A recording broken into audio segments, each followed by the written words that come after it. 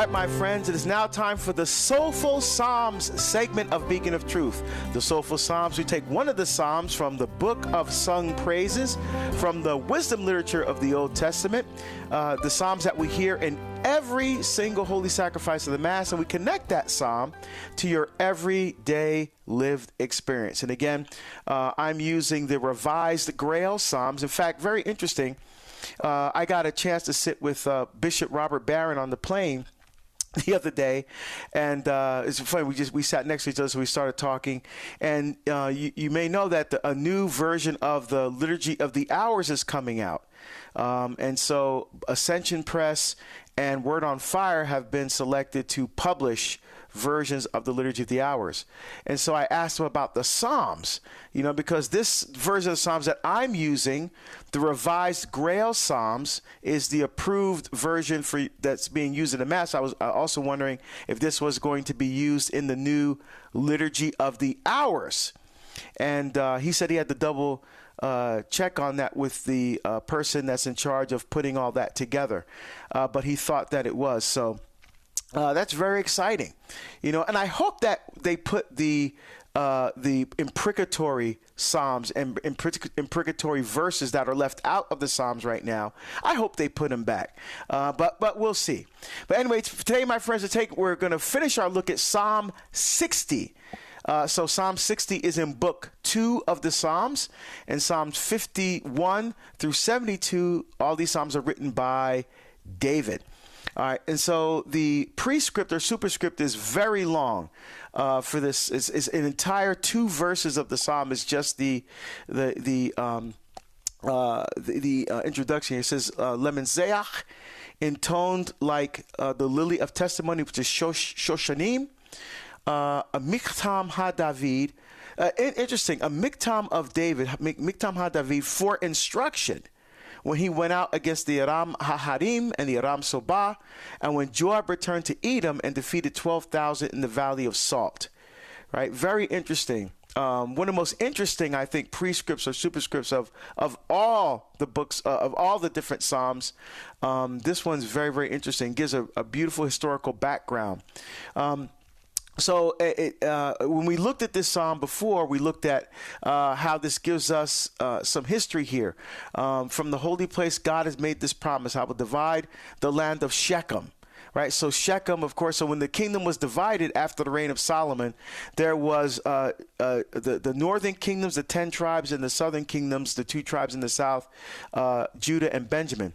So in the north, Jehoiakim was the king in Samaria, and the capital there was Shechem, and Rehoboam was the king in the southern kingdom, and in Judah, and Jerusalem was the capital.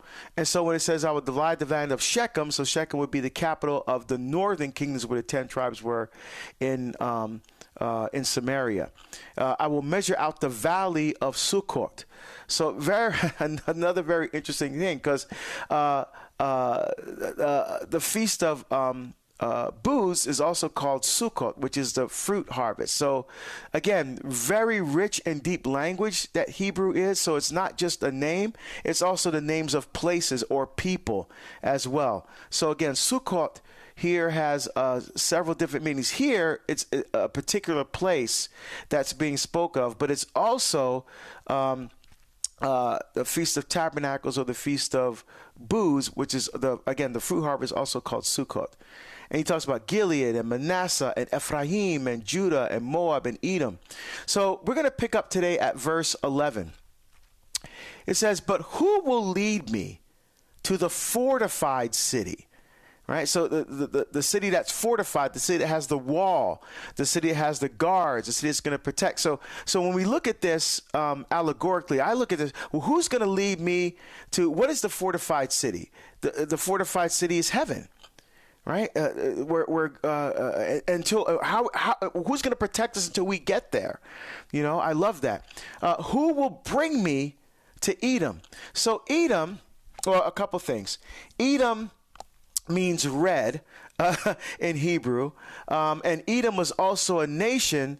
So Edom was descended from Esau, right? Who, of course, was the son of Isaac and Rebekah, and the twin brother of Jacob.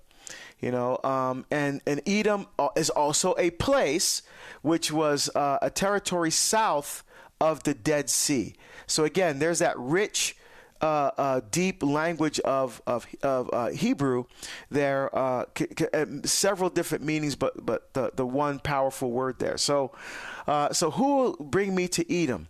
Have you, O God, rejected us? Will you march with our armies no longer? It goes, have you rejected us, oh God? Like, who's going to bring us? Who's going to bring us salvation? Have you rejected us? Have you left us behind? No. It's all pointing toward Jesus. Jesus is the one that's going to come with that fortified city. Jesus is the one that's going to lead us to safety. Jesus is the one who's going to march with our armies, but not an army of war, the army against the forces of sin and death. Right? That's what Jesus came to fight against. That's the army. He's building up an army starting with the 12 apostles, but not an army for battling and fighting in a secular way, but battling and fighting against the forces that are turning our hearts away from covenant love and union and intimacy with God. Right? When David is writing this psalm, this is what I'm thinking about as I'm praying this psalm. Obviously, David was thinking about what was going on at his time. Remember, because it says in the prescript, a miktam of David for instruction. And remember, miktam psalms are only affiliated with Davidic psalms, not sons of Korah, not Haman, not Etan, not Asaph, only David. So there's something specific about these psalms, these miktam psalms for David. And it says miktam for instruction. So again, I'm just speculating here, but maybe this is a psalm where David, as the king, since miktam is only affiliated with David, and David was the king, the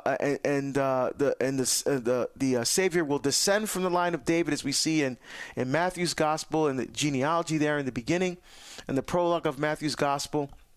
So maybe there's something maybe special here about this request that David is making.